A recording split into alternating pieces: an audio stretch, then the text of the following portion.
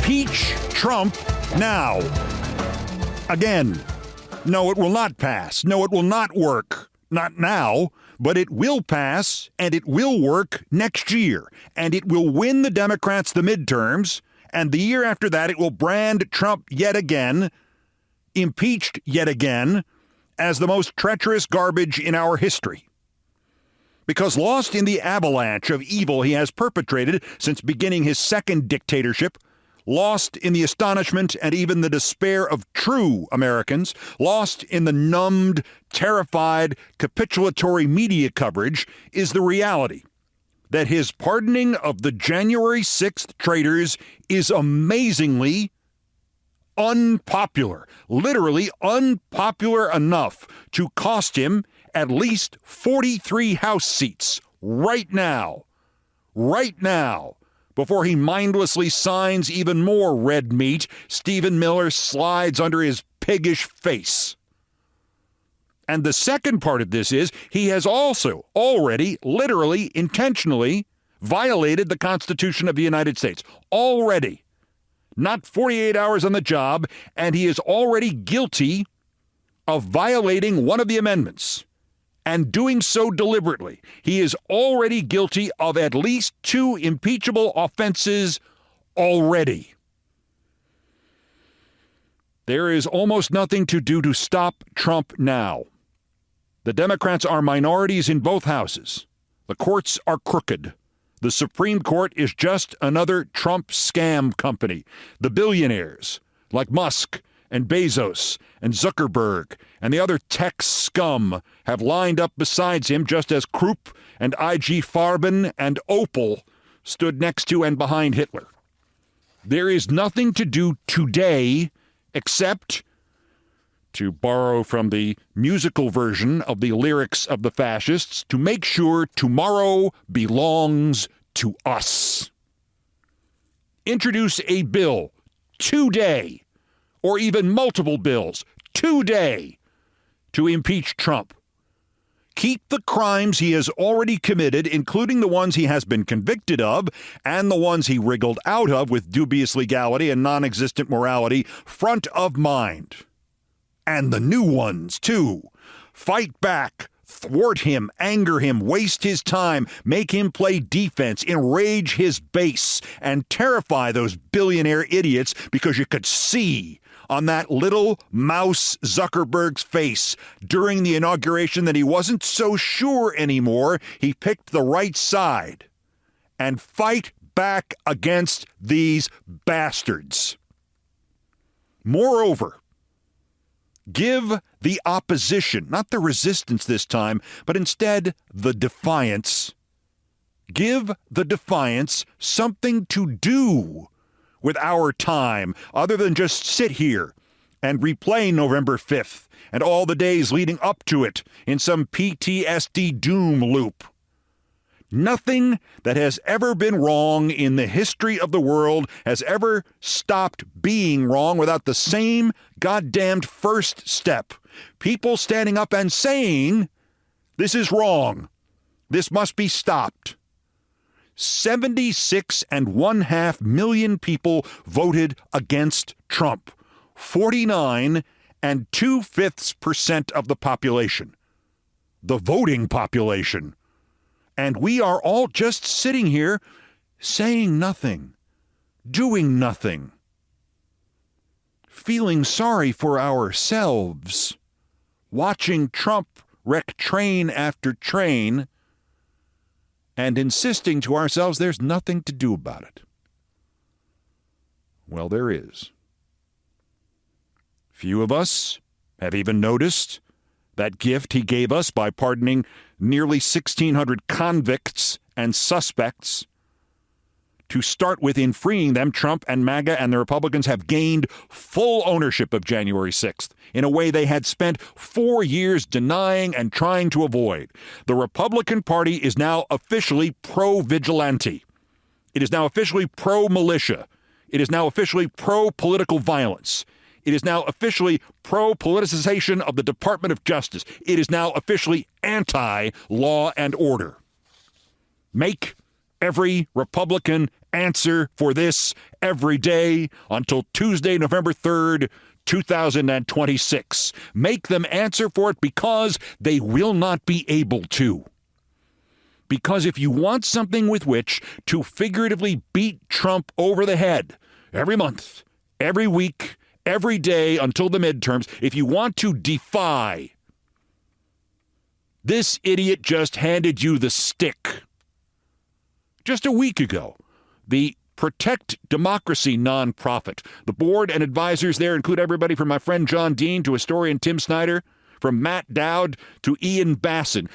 Protect Democracy conducted a YouGov poll in the 43 most competitive House districts. 75% of voters in those districts opposed pardoning anybody using a deadly or just a dangerous weapon on January 6th. 3/4. That includes 55% of the Republicans in those districts. 54% of Republicans who will vote for those House seats next year opposed pardoning anybody who assaulted Capitol Police officers. And among all voters, it's 73%. 55% of the voters in these districts oppose any pardons for anybody convicted in federal court. Let me just do this again. 3/4 of voters in the 43 swingiest House swing seats oppose basically the first thing Trump did upon taking the dictatorship again. A clear majority of the Republicans in those districts also feel that way. And even among those who support him, this was not what they voted for. Out of 17 priorities, choose 3. These voters said pardoning the January 6th thugs was the 15th most important thing. 7% support for pardoning the January 6th mob. 7%. Trumpism is a blinding, deluding psychological disorder. But there are degrees of it. 45% of them said curbing inflation was the priority. 41% said the border and immigration. Pardoning the January 6th perpetrators was down at the bottom, next to 9% support for gutting health care and 5% support for ending Title IX protections for transgendered students. That nonsense is more important to Trump voters in these 43 districts that could not only take back the House next year, but give the Democrats the modern equivalent of a super House majority. That nonsense is more important to the ones voting against the Democrats than was freeing Trump's stochastic terror squads. He blew it. For whatever short-term gain he will get, for whatever loyalty he will now buy from the bullies and the criminals, Trump has really, really screwed this up. If the issue is pressed, hammered, enshrined in legislation, if it becomes unavoidable, it becomes the basis of a new impeachment bill every month from now until the midterms. If we do that, it will mean that Trump and MAGA and the Republican Party will have committed electoral suicide. When have you ever heard of anything any president did, especially in the brilliant honeymoon, unforgettable light of his first goddamned day? When have you ever heard of anything producing polling that says 3/4 of swing voters in swing districts hated it? It is now imperative that we, the Defiance, and the Democrats in the House, and the Democrats in the Senate, and the Democrats in every state, the Democrats on every street, take this pardon nonsense, this pardon bullshit, and shove the pardons up Trump's ass.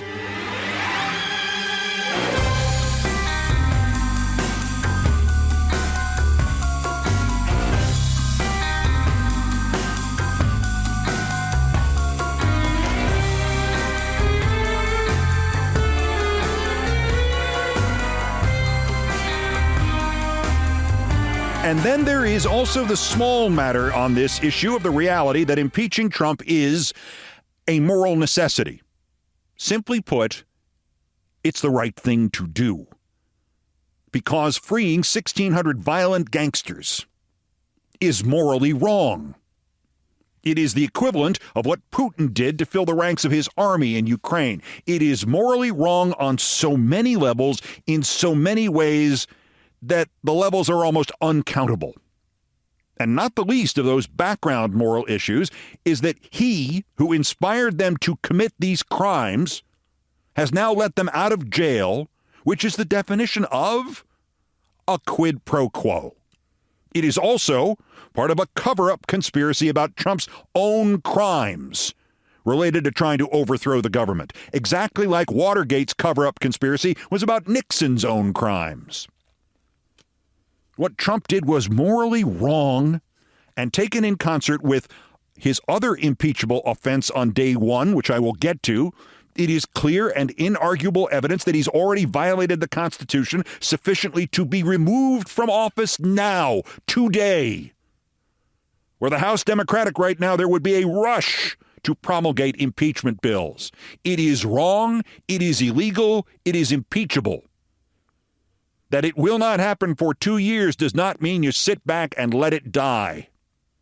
The concept of moral right and wrong has long since fallen into obscurity in the political cesspool of our damaged nation, well behind the current primary organizing principle of the United States of America: what can I get away with this time?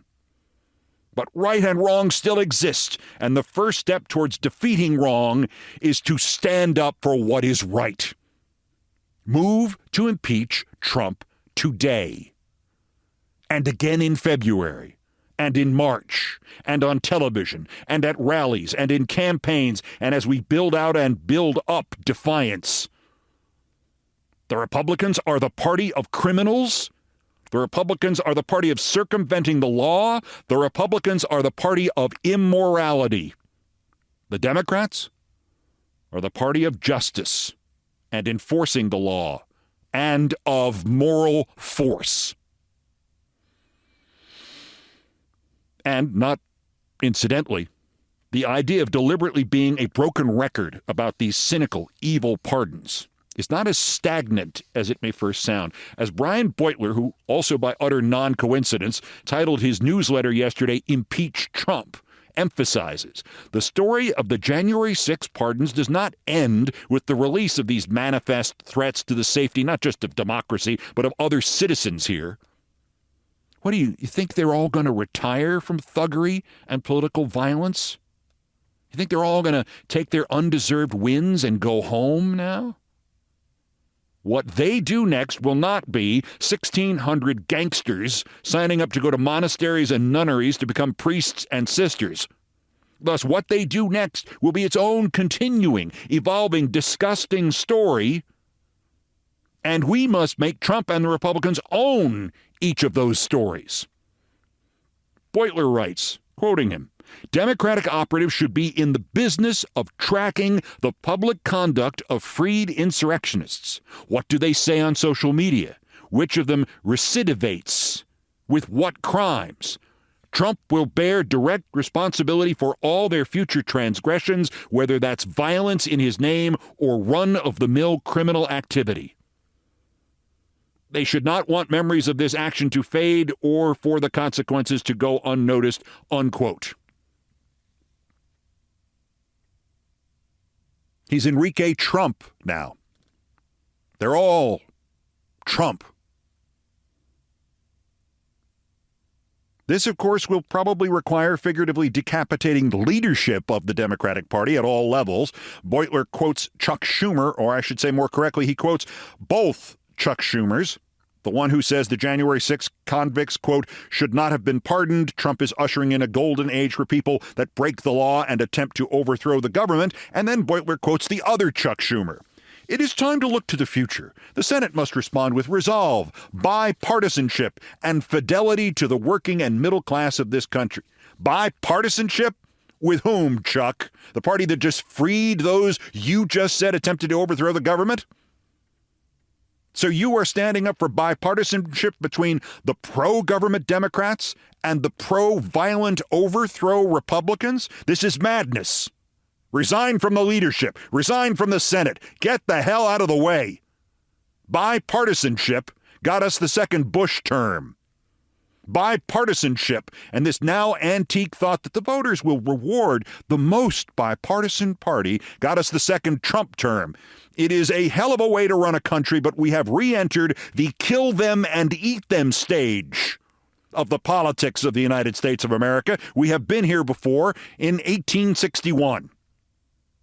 You have two choices, Chuck Schumer. You metaphorically kill them because they are scum and they are wrong, and Trump is a madman and a dictator. You do that, or you can be metaphorically eaten by them. To Chuck Schumer and all the Chuck Schumers, get busy or get out.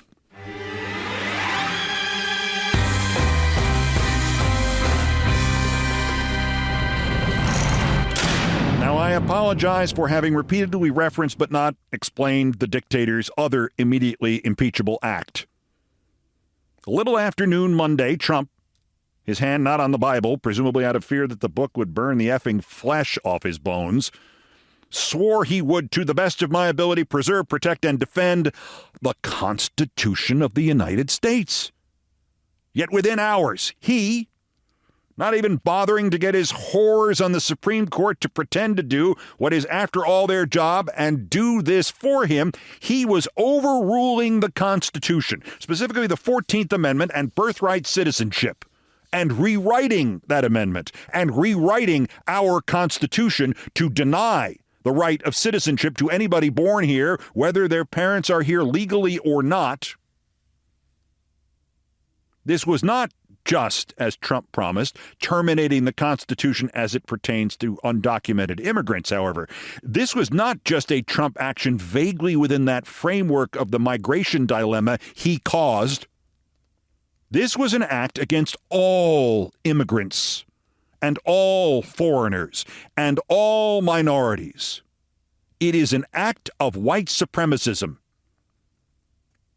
And the writers of the executive order that the white supremacist Trump may or may not have read didn't even try to pretend this wasn't an act violating what has been the accepted interpretation of the Constitution by every Supreme Court and every other court and every Congress and every Senate since ratification of the 14th Amendment in 1868.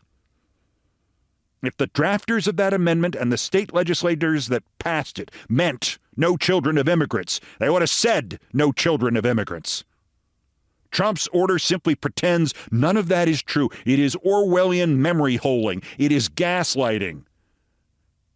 Quoting the order, the 14th Amendment has never been interpreted to extend citizenship universally to everyone born within the United States. The 14th Amendment has always excluded from birthright citizenship persons who were born in the United States but not subject to the jurisdiction thereof, and Oceania has always been at war with East Asia. Bullshit! Nonsensical, obvious, and impeachable bullshit. So impeach him for it.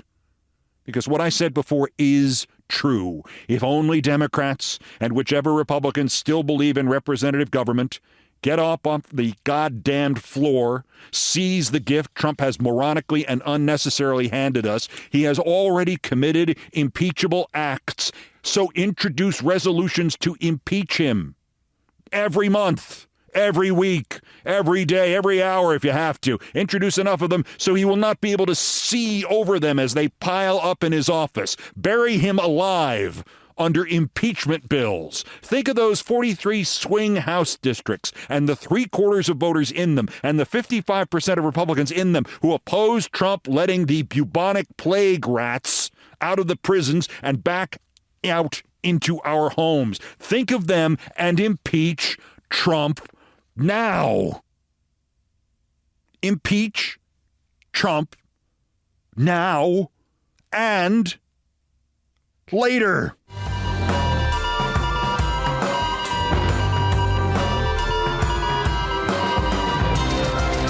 And lastly, if you are shying away from this because you are still on the floor, it's understandable.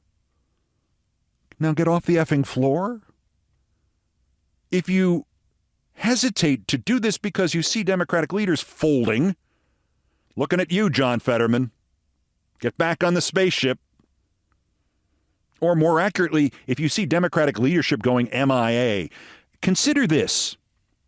After Trump freed 1,600 hardened criminal January 6th slime, after he officially and immediately and forever sided with the domestic terrorist attack on this nation and on democracy itself, the Republicans were still out there trying to sell the idea that Biden's last-minute, tiny, preemptive pardons of his family and Liz Cheney and Anthony Fauci and others, that was somehow criminal.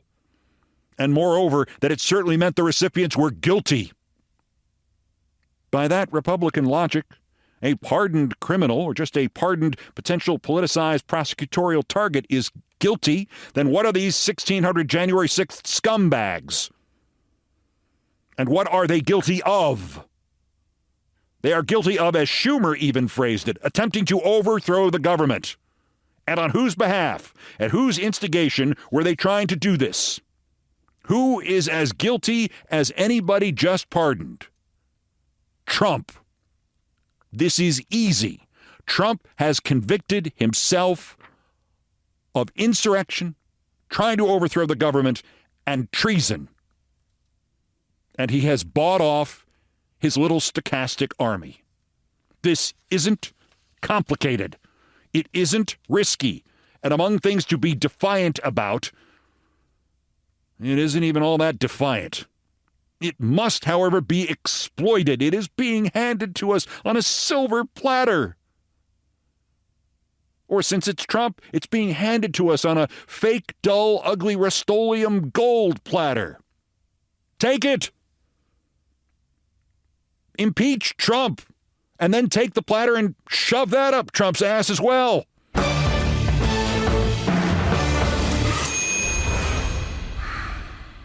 scheduling note. Barring bulletin news, this episode, live just as Tuesday the 21st became Wednesday the 22nd, will take the place of the regular Thursday edition. I could have stuck to the schedule or spread the good news about impeachment now. Since the point was to do it now, I think I made the right choice by doing it now.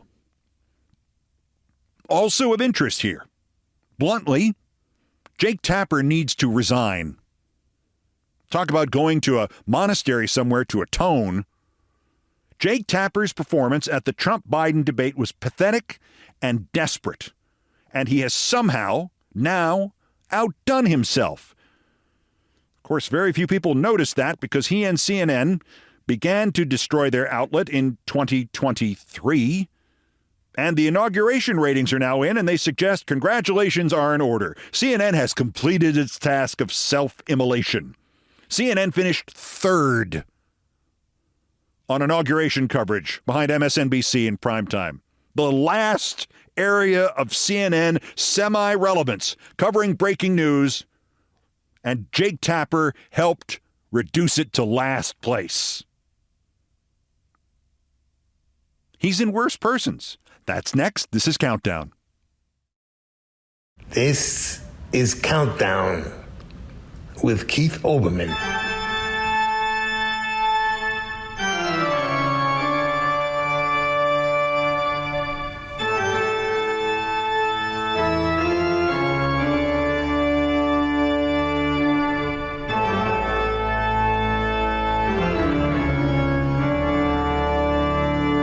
Still ahead on Countdown, Trumpists who can put together actual sentences and have more than 3 digits on each hand and foot, but less than 8 digits on each hand and foot, often say, Olbermann, what do you know about Trump?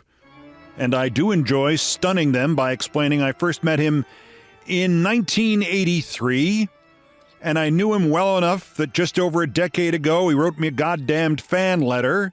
And I know him well enough to say, when I say he's nuts and dangerous, I have credentials. I said the same thing about him 41 years ago. Ahead on things I promised not to tell the first time I met Trump. By the way, impeach him. First, there are still more new idiots to talk about. The daily roundup of the miscreants, morons, and Dunning-Kruger effect specimens who constitute today's other. Worst persons in the world. The first is Christy893-12677. And if I mention Trumpists who have the ordinary number of fingers and toes, at the opposite end of the spectrum is Christy. Christy is a moron. Christy is Trump's base. Christy could be a bot, but looking at the Twitter X feed of Christy, I don't think so. I just think she's the kind of person who a century ago never reached maturity because one day, while out of the house, they forgot how doors worked. And they couldn't get back inside, and thus they died of exposure, still trying to remember what knobs were for. I swear to God I am reading this verbatim. It is a defense of Trump pardoning the sewer rats in a reply to a clip of Daniel Dale of CNN eviscerating Trump's lies about the pardons. And for the record, just so you understand what I'm reading, let me emphasize the word is pardons. Pardons. Christy, that's Christy893-12677, she does not know this. Quote, Christy893-12677 replying to @CNN, why don't you say anything about Joe Biden partying his whole family? And by the way, pardoned 8,000 more people than any other president. CNN, look at your ratings. Partying. Biden pardoned way more people than Trump did. He partyinged his whole family. He issued pardons? Jesus. Why are we in this situation in this country? Because Christie and several million other Christies are utter idiots. The runner-up, Worser, on the other hand, she does have CNN about the ratings part. Not that this is unexpected given who would have been watching the inauguration, but during midday Monday, while it was actually happening, CNN was actually in second place in cable news. CNN had more than double MSNBC's ratings. On the other hand, Fox had more than 6 times CNN's ratings. And then the numbers got bad for CNN. By noon, CNN had fallen into a tie in the demo audience with MSNBC. By 7 p.m., CNN had collapsed into a total audience tie with MSNBC. By 8 p.m., MSNBC 1,000,001, CNN 1,000,000. Third in a 3-team race in breaking news. Why? Well, sir, when from the days we put it on the air, and I do mean we, I started there as year 2 began in 1981, CNN increasingly dominated first cable ratings and then all TV ratings in breaking news. That's what it was for. The rest of the time, they couldn't charge as much for the commercials. Breaking news made them all the money they would ever make. And that's gone. And I have no means of proving this, but I think I know something about cable news audiences. I was there when they started, and I was there when they finished. And I believe this collapse due to CNN is now simply the reality that CNN is just the TV version of the Washington Post and Penny Saver and Hot Sex News. Some people still go there by habit. Oh, something's happening. Let me put on CNN. Some people are not yet personally offended enough to have found an alternative. Television viewers are not required to be fully informed about the quality of the product they are about to watch.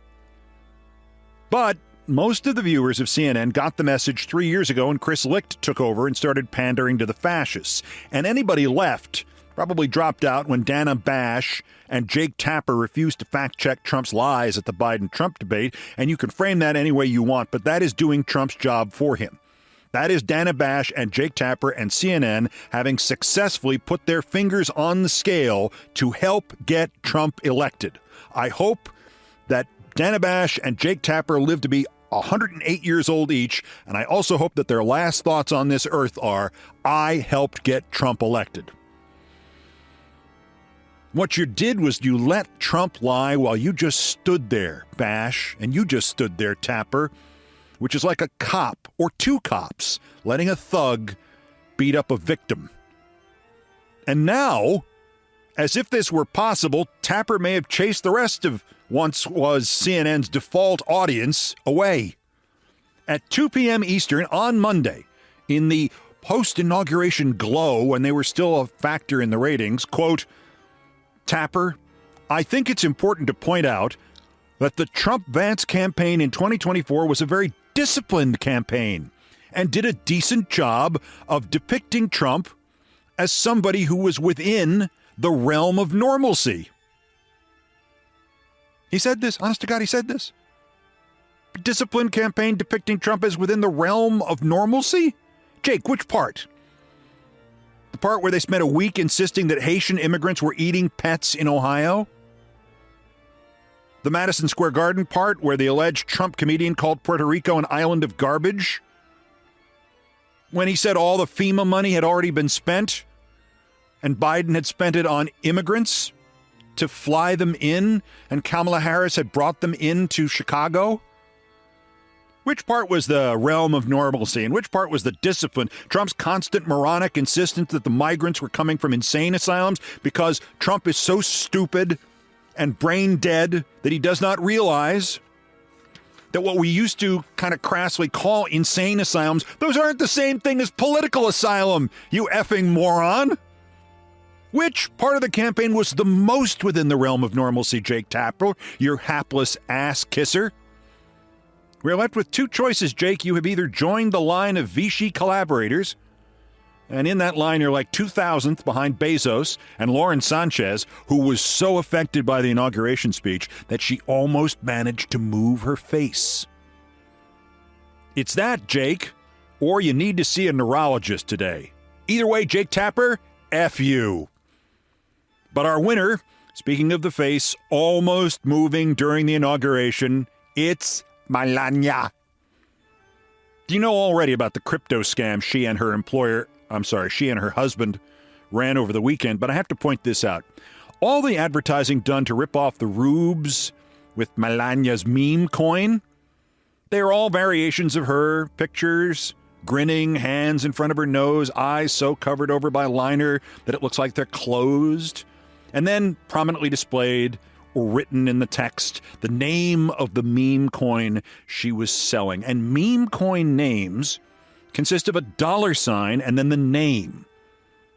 But of course, a $sign is just an S with a vertical line through it, and I defy you to find anybody who doesn't see that $sign when it has a name or word directly attached to it with no spacing between them, as in meme coin names. I defy you to find anybody who doesn't see $sign Melania and hear in their minds, smell on ya.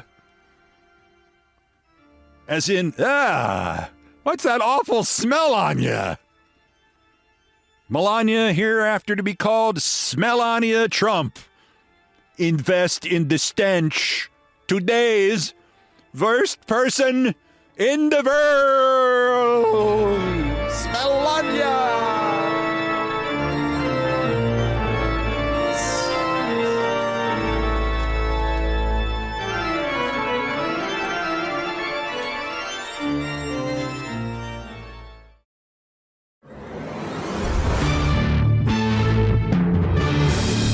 I have had the misfortune to meet Trump in person 4 times. The first late in 1983. And each time I saw the exact moment that his face went from an emotionless, almost lifeless, certainly non-human mask to a beaming, phony smile. That's who he is. That's what he thinks is his asset. An irresistible smile. You and I look at him and see a face of evil and debauchery, and mostly a guy who claims to be rich and yet clearly buys his makeup at the cheap end of the notions department at Filene's basement. But he really thinks he can sell anybody anything, and somewhere early in life, he decided his means of doing that was to mimic a human smile and really make it as big and as preposterous as possible, and he's done this now for at least 70 years, from his childhood dementia to this dementia.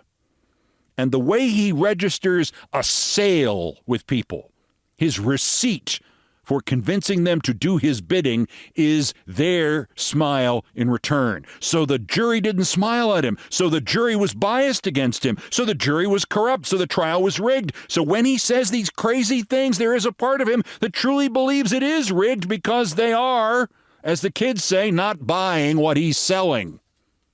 He believes life is a transaction, and when he gives you his smile, you have to give him yours, and then he owns you. I met him in the lobby of the apartment building I used to live at here, the no longer Trump Palace. I saw him first, then he saw me, then he whispered to one of his flunkies. I'm guessing he was double-checking it was me. Then he stared at me for a moment. Then when he thought I was first looking at him, his dead face turned immediately into that fake smile. Remember the Cinco de Mayo taco bowl tweet from 2016 where he says, I love Hispanics, like there were actual Hispanics in the taco bowl and he was eating them? That fake smile. But his eyesight is not as good as he lets on, so he doesn't know that you have seen him first.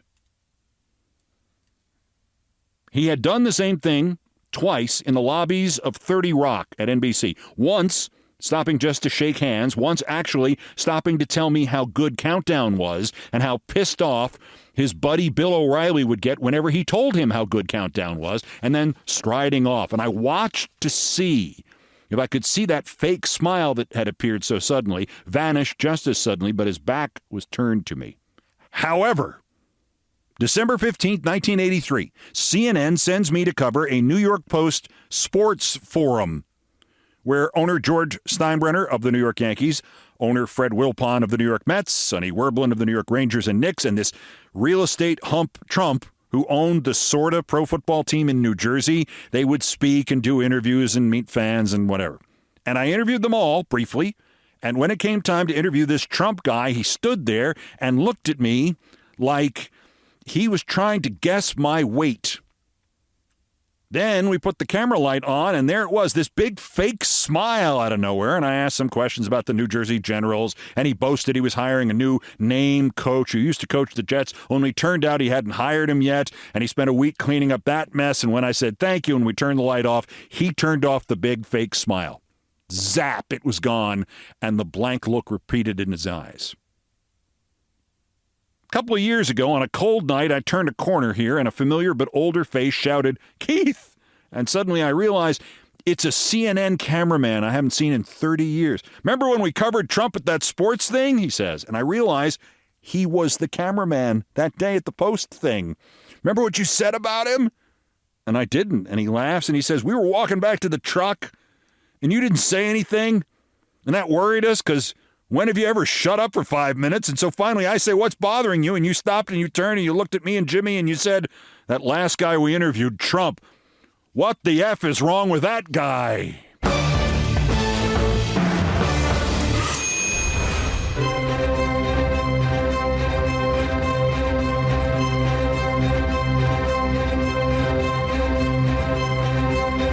I've done all the damage I can do here. Thank you for listening. Brian Ray and John Philip Chanel, the musical directors of Countdown, arranged, produced, and performed most of our music. Mr. Chanel handled orchestration and keyboards. Mr. Ray was on the guitars, bass, and drums. It was produced by TKO Brothers. Our satirical and pithy musical comments are by the best baseball stadium organist ever, Nancy Faust. The sports music is the Olbermann theme from ESPN2, written by Mitch Warren Davis, courtesy of ESPN Inc. Other music arranged and performed by the group No Horns Allowed. My announcer today was my friend Stevie Van Zandt. Everything else was, as ever, my fault.